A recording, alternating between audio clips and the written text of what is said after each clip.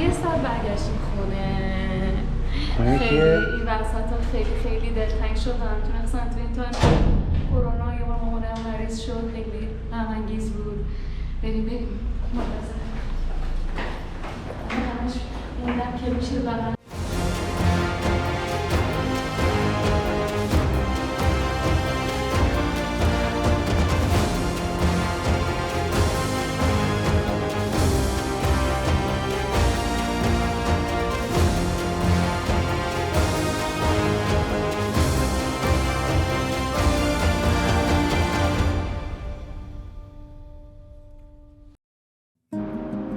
بعد یک سال زندگی در جاده، امروز با قطار داریم به مشهد میریم برای دیدن خانواده. ما در فرهنگی هستیم که وابستگیمون به خانواده خیلی زیاده. برای من هم اوایل این سبک زندگی و این دوری سخت بود، اما آهسته آهسته هم خودم تونستم بپذیرم و هم اونا که زندگی برای هر انسان فقط یک باره و هر انسانی فقط یک بار فرصت داره تا بره و ناشناخته های ذهنش رو کشف کنه.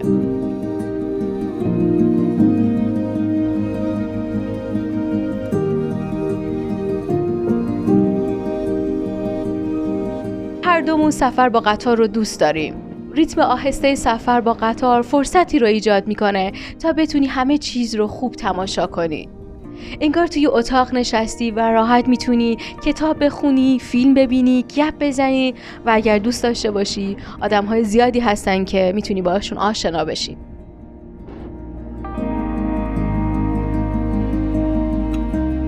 به وقت خواب تایم کوتاهی داریم برای خوابیدن. 3-4 ساعتی بخوابیم بعد باشیم که میرسیم. اوکی. شب بخیر.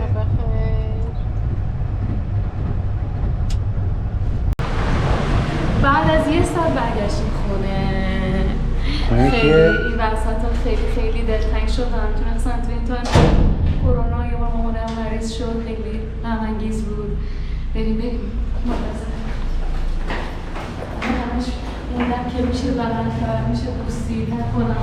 ماست بزن بغل کن، ولی بغل نکن فردا.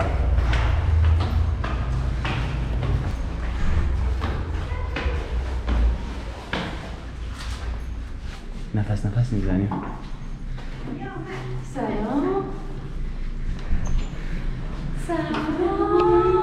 سلام.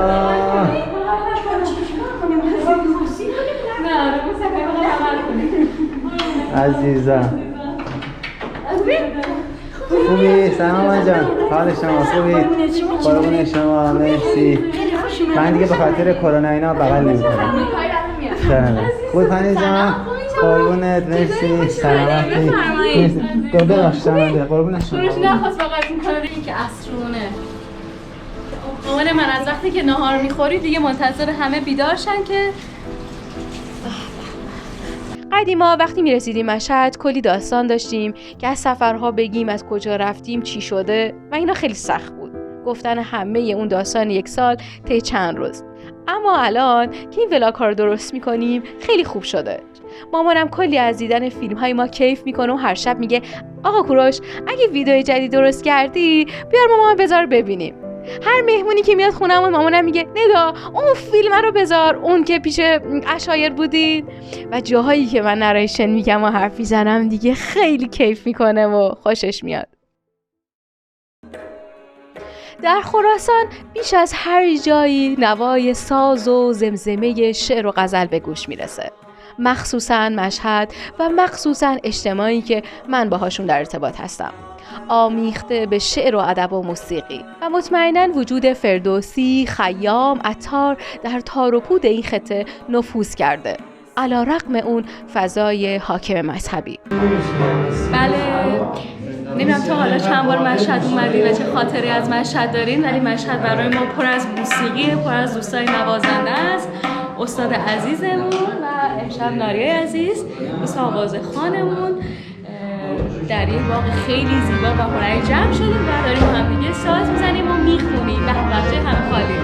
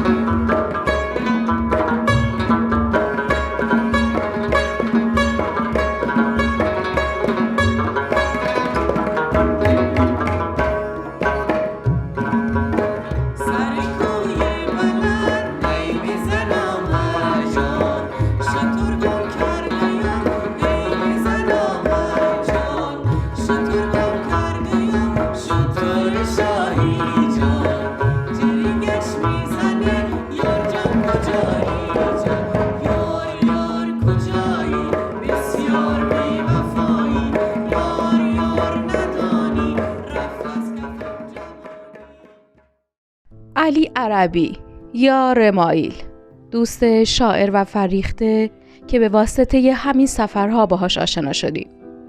رمایل در لایه‌های زیرین شهر مشهد زندگی میکنه. در لابلای آمیختگی فرهنگی از بلوچ و افغان و ترکمن و عرب، رمایل خیابانها، مهاجرها، چشمها، رنجها، شادیها و مرگ و زندگی رو بدل به شعر کرده.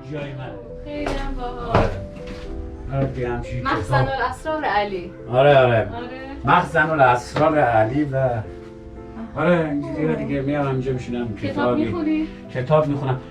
این کیسه های برنج و من این نوشته هامه توش. نه بابا. آره یک دفعه رضا بروسان گفت که علی برای من شعر بیاد، 4 تا کیسه براش نوشته بردم. بعد گفت علی من بهت گفتم که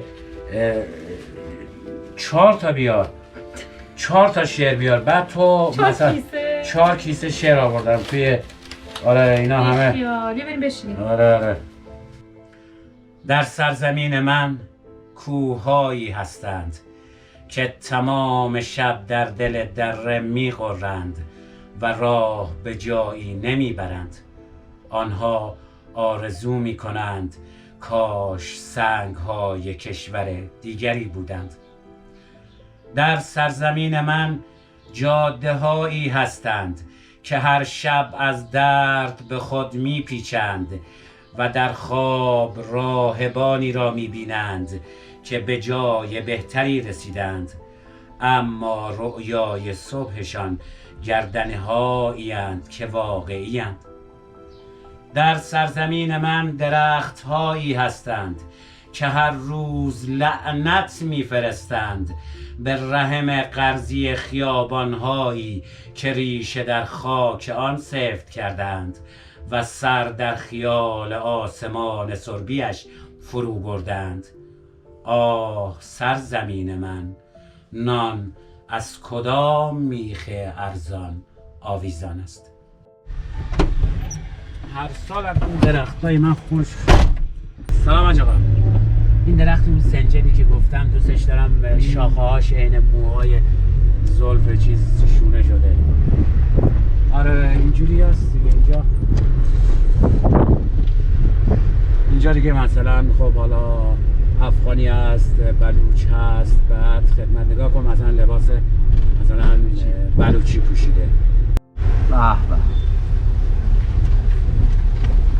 میدونی همه چشم ها انگار از مسافرت طول و دراز و غریبی اومدن.